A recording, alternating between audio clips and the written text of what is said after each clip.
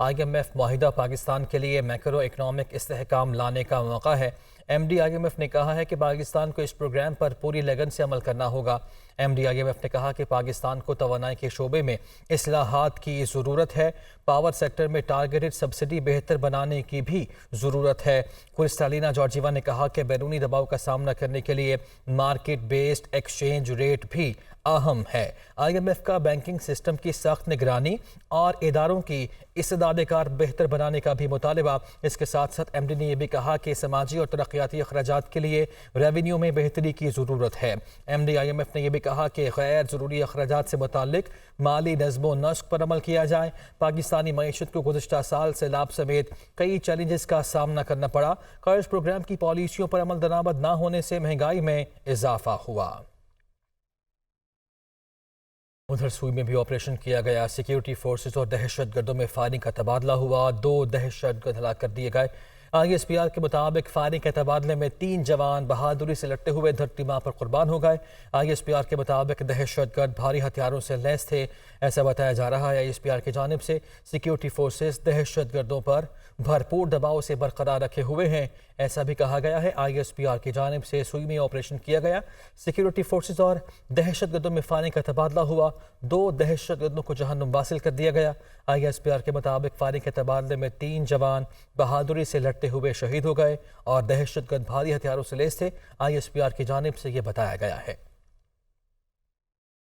IMF کے executive board نے پاکستان کے لیے $3 ارب قرض پروگرام منظور کر لیا۔ IMF نے اسٹینڈ بائی ارینجمنٹ پروگرام کے تحت منظوری دی ہے۔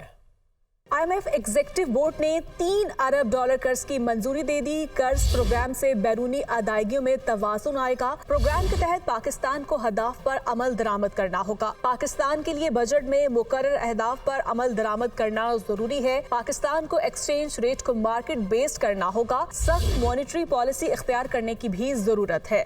IMF کے مطابق ادارہ جاتی اور توانائی شعبے کے لیے اصلاحات ناگزیر ہو چکی ہیں۔ پہلی قسط $1.2 ارب اور باقی رقم 2 اقساط میں جاری کی جائیں گی۔ $1.80 کروڑ کی بقیہ رقم 2 ماہی جائزوں سے مشروط ہوگی۔ وفاقی وزیر خزانہ اسحاق ڈار کہتے ہیں کہ دوست ملک UAE نے $1 ارب اسٹیٹ بینک میں جمع کرائے۔ وزیر اعظم اور آرمی چیف کی طرف سے متحدہ عرب امارات کی قیادت کا مشکور ہوں۔ یہ بھی کہا کہ ڈیفالٹ کا راگ الاپنے کی افواہیں دم توڑ گئیں۔ پاکستان دنیا میں اپنا کھویا ہوا مقام ضرور حاصل کرے گا۔ $2 ارب سعودی عربیہ کے ڈپازٹ ہوئے تھے، آج یہ $1 ارب ڈپازٹ ہو رہا ہے، اور اس طرح اسٹیٹ بینک کے جو فارن ایکسچینج ریزروز ہیں 2 دن میں $3 ارب سے الحمدللہ اس میں اضافہ ہوا ہے۔ میں اس موقع کے اوپر جناب وزیر اعظم میاں محمد شہباز شریف صاحب کی طرف سے، army chief general Asim Munir صاحب کی طرف سے اور اپنی طرف سے پاکستان کی عوام کی طرف سے متحدہ عرب امارات کی قیادت کا مشکور ہوں کہ انہوں نے ہمیشہ کی طرح پاکستان کی اس وقت جو کہ ایک بڑا امپورٹنٹ مرحلے سے گزرا ہے پچھلے چند مہینوں میں، ایک عملی طور کے اوپر ایک ثبوت دوستی کا دیا، اور ڈپازٹ اپنی جو اناؤنسمنٹ کی تھی، جو کہ وزیر اعظم ریسنٹلی جب چند ہفتے پہلے UAE میں گئے ایک بریف دورے کے لیے، تو اس میں بھی انہوں نے یہ فرمایا کہ ہم بڑی جلدی یہ ڈپازٹ پاکستان کو دیں گے۔ جو راگ الاپتے تھے لوگ کہ پاکستان ڈیفالٹ کرے گا، کر رہا ہے، فلان ڈیٹ ہو رہی ہے، وہ سب قدرتی موت مر چکی ہے، وہ افواہیں اور وہ کیا سرائیاں۔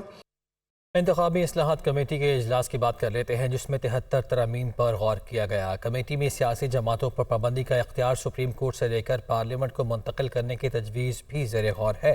تفصیل کے لیے یہ رپورٹ دیکھیے۔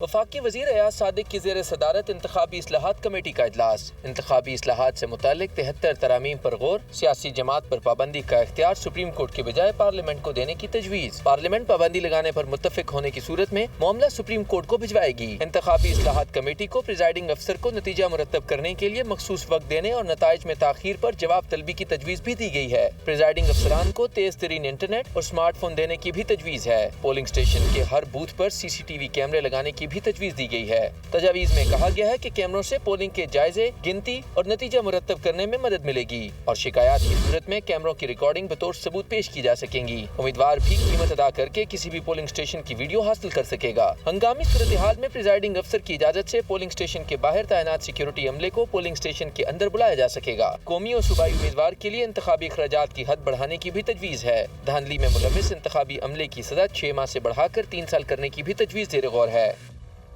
اقوام متحدہ کے انسانی حقوق کونسل نے سویڈن میں قرآن پاک کی بے حرمتی کے پیش نظر مذہبی منافرت کے خلاف قرارداد کی منظوری دے دی ہے۔ چین سمیت 28 ممالک نے حمایت کی جبکہ امریکہ سمیت 12 ممالک نے مخالفت کی۔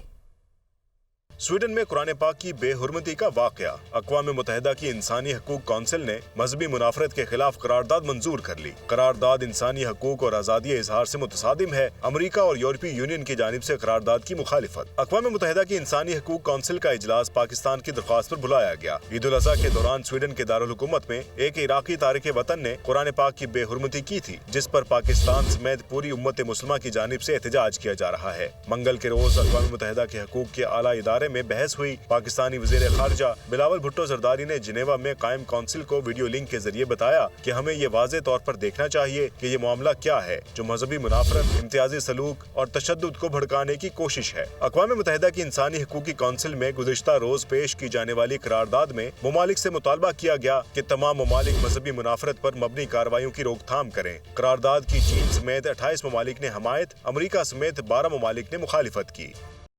عدالتی امور سے خبر ہے، سیشن کورٹ لاہور نے سابق وزیر اعلیٰ پنجاب پرویز الہی کا جسمانی ریمانڈ نہ دینے کے خلاف FIA کی اپیل خارج کر دی۔ اینٹی کرپشن عدالت نے پرویز الہی کی رہائی کی روکار پر اعتراض کرنے پر سپرنٹینڈنٹ کیمپ جیل کو جاری شو کاز نوٹس پر سماعت 14 جولائی تک ملتوی کر دی ہے۔ رپورٹ کر رہے ہیں محمد اشفاق۔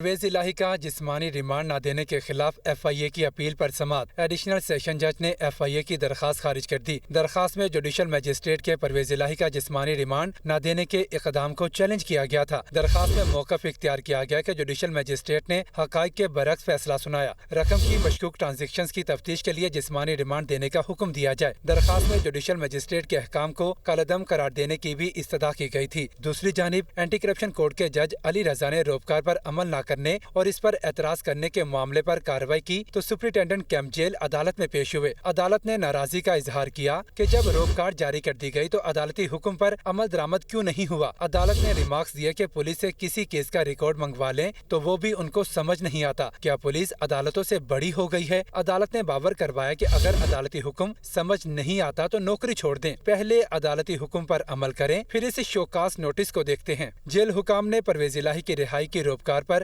اعتراض اٹھایا اور ایک درخواست دائر کی تھی جس میں استدعا کی گئی کہ عدالت کے مشروط حکم کی سمجھ نہیں آ رہی، اس کی وضاحت کی جائے۔ اینٹی کرپشن عدالت نے سابق وزیر اعلیٰ کی پنجاب اسمبلی میں بھرتیوں کے مقدمے میں روپکار پر اعتراض کرنے پر سپرنٹینڈنٹ کیمپ جیل کو جاری شوکاس نوٹس پر سماعت 14 جولائی تک ملتوی کر دی ہے۔ تحریک انصاف نے پرویز خٹک کی پارٹی کی بنیادی رکنیت ختم کر دی ہے۔ سیکریٹری جنرل عمر ایوب کہتے ہیں کہ پرویز خٹک نوٹس کا تسلی بخش جواب نہ دے سکے۔ Secretary general PTI Omar Ayub کی جانب سے پارٹی رکنیت ختم کرنے سے متعلق نوٹیفیکیشن بھی جاری کر دیا گیا جس میں کہا گیا کہ پرویز خٹک نے پارٹی ممبران سے رابطہ کرنے اور انہیں پارٹی چھوڑنے پر اکسایا۔ 21 جون کو وضاحت کے لیے نوٹس دیا لیکن مقررہ وقت کے اندر کوئی تسلی بخش جواب نہیں دیا گیا، جس کے بعد پارٹی کی بنیادی رکنیت ختم کر دی گئی ہے۔ نون لیگ کے رہنما اور سابق وزیر اعلیٰ پنجاب حمزہ شہباز نے ملک کی بہتری کے لیے سیاسی جماعتوں کو مل بیٹھ کر معاشی معاہدہ کرنے کا مشورہ دے دیا۔ کہتے ہیں آنے والا وقت خوشخبریاں لے کر آئے گا، ملک میں سیاست بھی ہوگی اور الیکشن بھی ہوں گے۔ لاہور سے حمزہ خورشید کی رپورٹ۔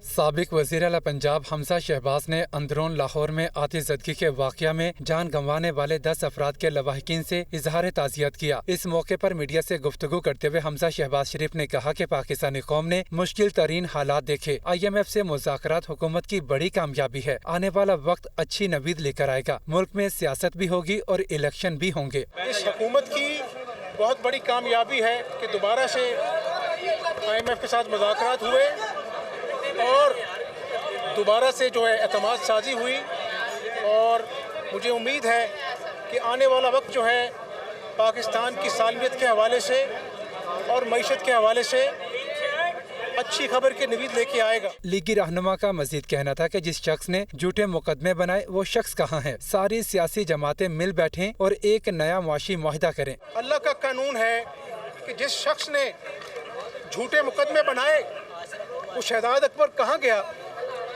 जो 10-10 वॉल्यूम लेकर 2-2 घंटे की प्रेस कॉन्फ्रेंस करता था। और मैं ये कहना चाहता हूँ आवाम को, मैं आज ये कहता हूँ कि ये मुकाफात अमल है। अल्लाह ताला से डरना चाहिए कि जिस शख्स ने ये झूठे मुकदमात बनाए आज वो शख्स तोशा खाना का हिसाब नहीं दे सकता। हमजा शहबाज ने आतिशज़दगी के वाक़े में किसी भी इदारे की गफलत की सूरत में तहकीकात करवाने का भी ऐलान किया। गिलगित बल्तिस्तान में नए कायद ऐवान का इंतखाब आज होगा। 4 मेंबरान असम्बली ने वज़ीर आला के इंतखाब के लिए कागजात नामजदगी जमा करा दिए हैं। पीपल्स पार्टी और मुस्लिम लीग नून ने गुलबर खान की हिमायत का फैसला कर लिया है।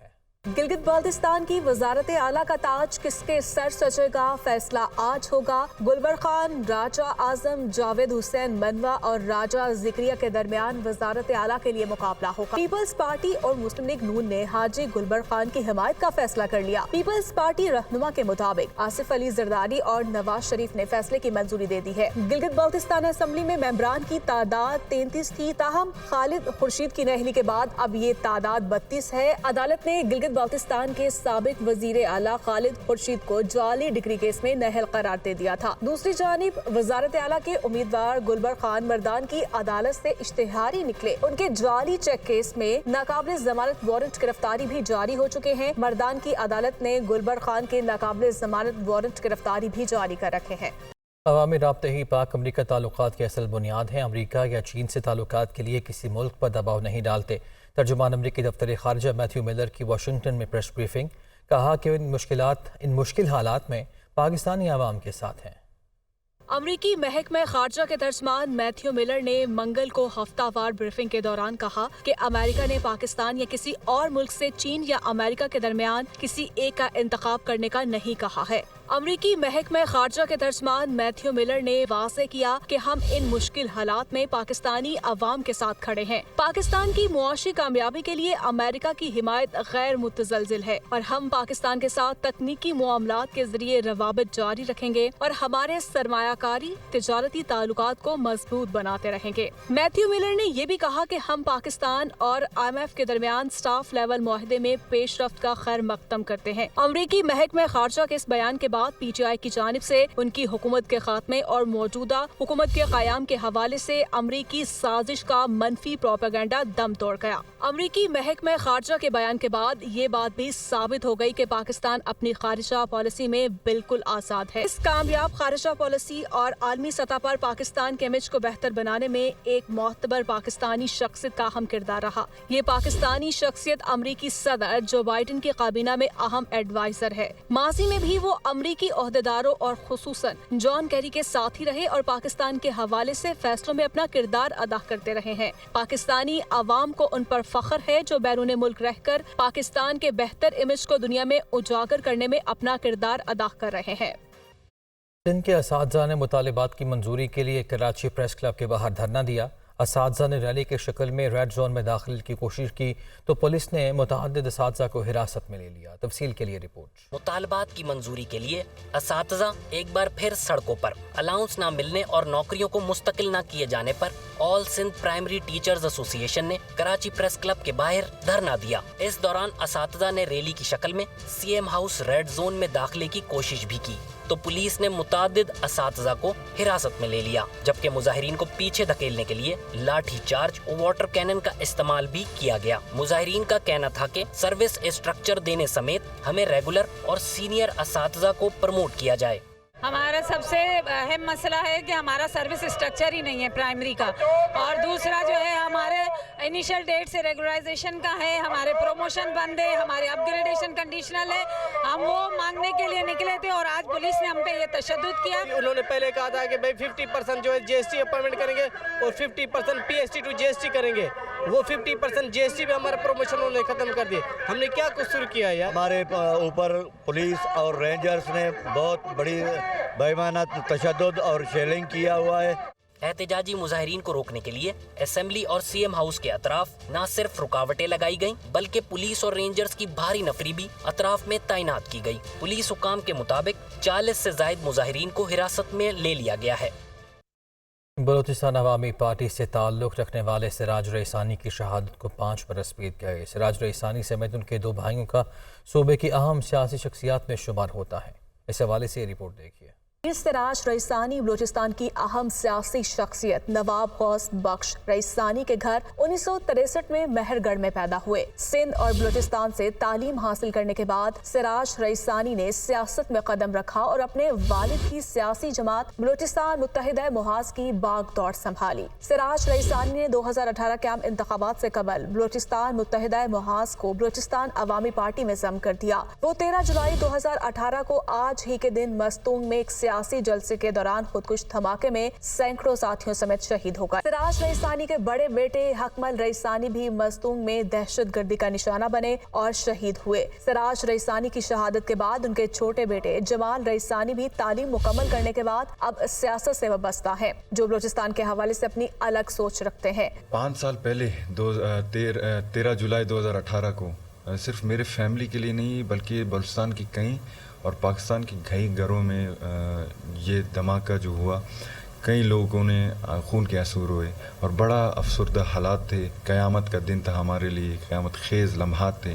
सिराज रईसानी के 2 बड़े भाई नवाब असलम रईसानी और नवाबजादा लश्करी रईसानी भी सूबे की जानी मानी सियासी शख्सियात में से एक हैं। आलमी मंडी में कोयले की कीमत में कमी का सिलसिला जारी है। आलमी मंडी में कोयले की कीमत 2 साल की कम तरीन सतह पर पहुँच गई है। 8 मार्च 2022 को कोयले की आलमी मंडी में कीमत $460 फी टन की बुलंद तरीन सतह पर थी, लेकिन फिर उसमें मुसलसल कमी देखी गई। आज ट्रेडिंग के दौरान आलमी मंडी में कोयले की कीमत 2 साल की कम तरीन सतह $94.60 फी टन पर पहुंच गई। पाकिस्तान की कोल इम्पोर्ट सालाना तकरीबन 1,90,00,000 टन की हैं, जिसमें से निस्फ पावर सेक्टर और निस्फ सीमेंट सेक्टर इस्तेमाल करती है। आलमी मंडी में कोयले की कीमतों में कमी की वजह आलमी मुआशी सुस्त रवी और मुतबादिल तवानाई के इस्तेमाल में इजाफा है।